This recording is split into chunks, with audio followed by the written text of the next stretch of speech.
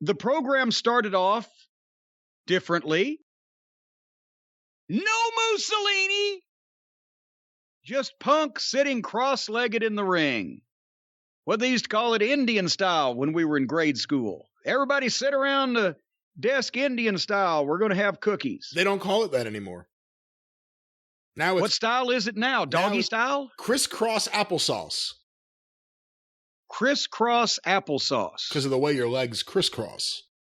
Yeah, but where does the applesauce come from? It just makes it all rhyme. I think in that case, the child may need to be sent home if he's producing applesauce by crisscrossing his legs.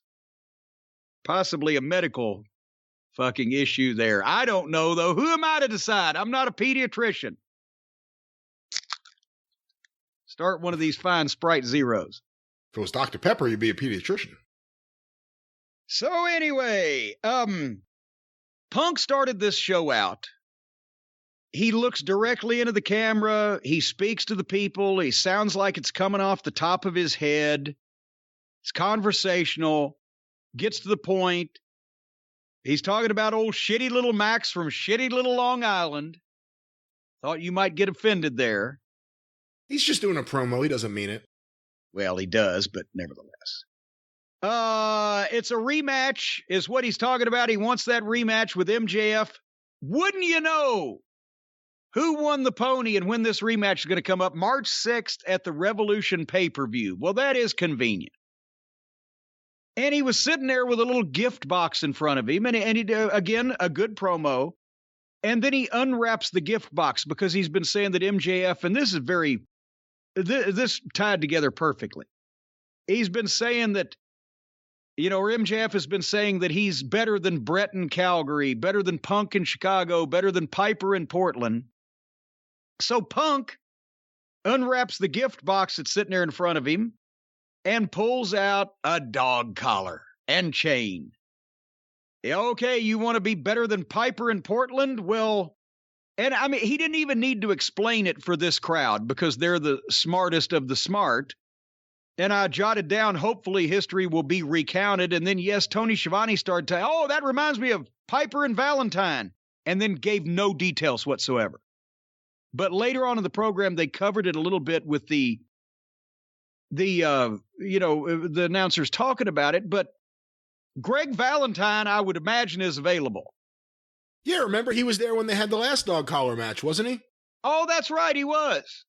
So instead of bringing him to sit at ringside and look like a fucking bump on a log, why don't they just take a camera and let him do a couple minutes talking about how that, they were never the same after he and Piper and, Piper's eardrum and it was so dangerous and blah, blah, blah.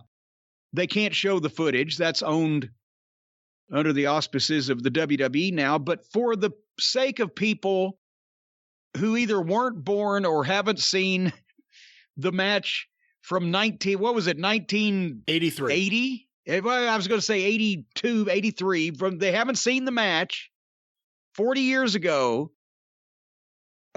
Just tell people. Fill them in. But anyway, so he calls MJF out to the stage to answer. And when MJF comes out there, Punk shows him the picture of a 14-year-old or 12-year-old of whatever age he was then meeting a 14-year-old MJF meeting CM Punk, which was a great touch. It's a legitimate picture.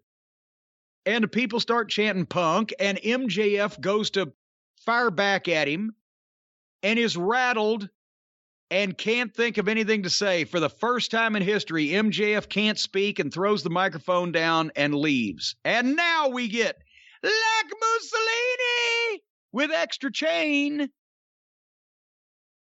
But that was a good segment. It didn't go too long. It was good at this point for MJF to be speechless because he never has been. Punk set the fucking stipulation up and it makes sense.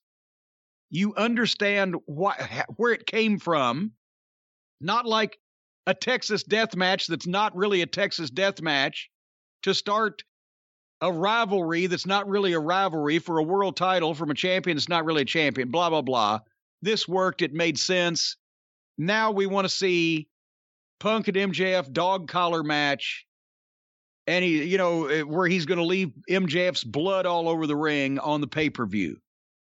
It's wrestling. Imagine that.